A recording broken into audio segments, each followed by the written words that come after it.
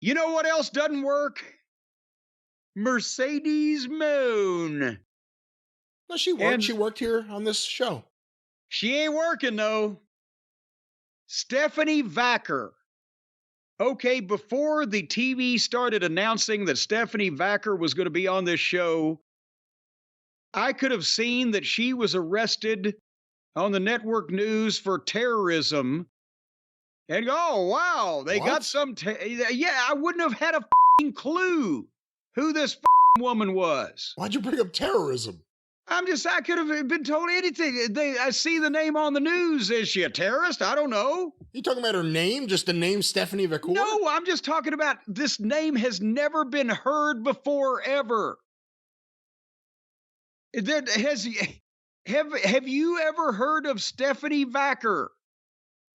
It's Vaquer, and I'm not a big fan of international women's wrestling currently, so I was not familiar with her name at all until she appeared. The point is, this is the first time that she's ever been in front of these people, in front of this crowd. Nobody's heard of her until 6 weeks ago, and they're chanting for her because this fucking Mercedes moan is so goddamn annoying, and the people don't like her. They think she sucks.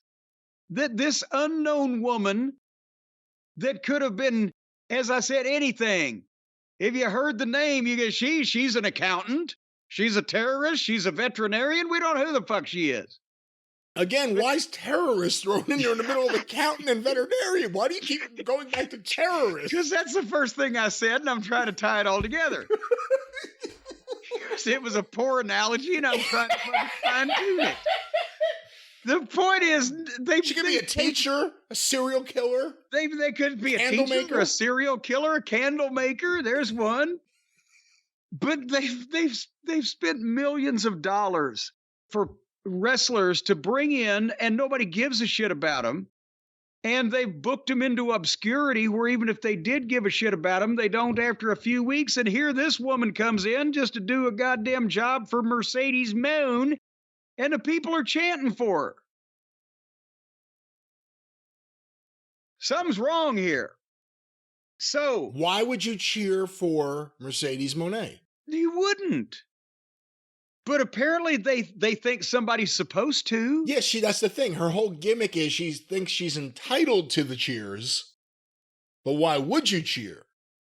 No, they started out thinking that people were that she was going to be a babyface. You can tell.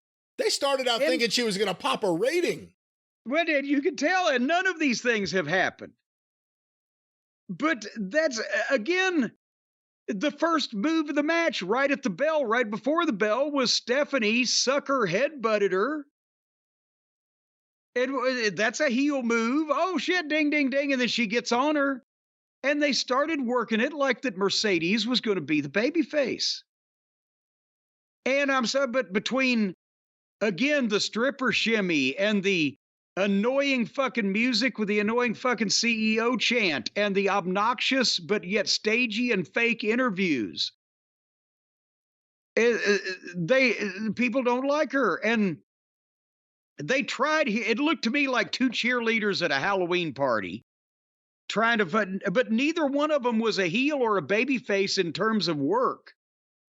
There was no way to tell who you were supposed to cheer and who you were supposed to boo, except that Mercedes is so fake and annoying in personality that they got people chanting for the unknown.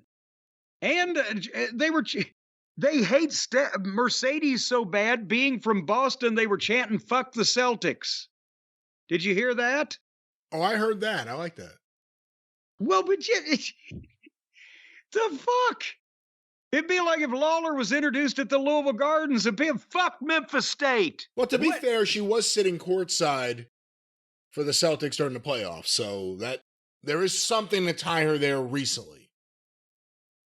Anyway, this was so fucking long that finally people amused themselves by cheering for Stephanie and anything she did. And finally, Mercedes hit that shitty finish of hers that I don't know why somebody hadn't switched that thing out for her, and then got a crossface, and Stephanie tapped, and the fans booed. The fans booed the alleged babyface making the heel give up. You know, I was just going to say, Vaquer actually looked all right in there. She wasn't as bad as Mercedes. Now, there are people who say Mercedes is maybe the greatest women's worker of all time. Well, there's people that say Trump ought to be president again, even after the debate. I'll still take senile over a criminal. And speaking of criminal, then the boos got louder as Mercedes was doing her shimmy. And then Britt Baker came out. And the people popped. Now they're good. Obviously, Mercedes is a heel now because there's Britt Baker, and they stared at each other, and then Britt left. But apparently, Britt has been in the gym for Adam Cole. She looked fantastic, had a tan, the whole 9 yards. She looked like she could kick the shit out of Adam, as a matter of fact. She was dressed for it, too. She was dressed like she was going to jump in the ring, and she turned and walked away. And it said, just walk away, Britt Bake. Britt Bake? Britt Bake? That's how you save that? Come on. Walk away, Renee. Walk away, Britt. Walk away, Britt Bake. It doesn't work. See? Hey, don't you go complain to the fucking left bank. No, that's the Four Tops. No. What? Walk away, Renee, the left bank. Google it. Bet me $500 right now. I'm not betting you money. All right. I don't play with money. So then. Walk away, Renee. Hold on. The left bank.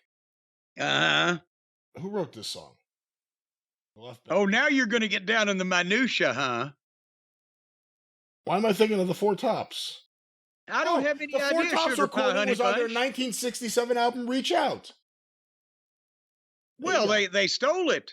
I like their version better. What? Oh, come on. We can't play it on the air, so we can't have this discussion. We just have to accept what I said. No, I will not accept what you say. Nobody did Walk Away, Renee better than the left bank. And that's a bank with an E on the end, I'll have you. That shows they're classy. You keep me hanging on. Do you like the Supremes or Vanilla Fudge? Well, the Supremes, because it's the classic, but at the same time, Vanilla Fudge didn't butcher it. They did do an acceptable heavy metal 60s version. It's not like that goddamn... Who did Turn the Page just now and fucked it all up? Or not just now, but after Bob Seger. And they play that on the classic rock station. It's Metallica is who it is, I think. Anybody that does Turn the Page besides Bob Seger ought to be horsewhipped and flogged and anally protruded.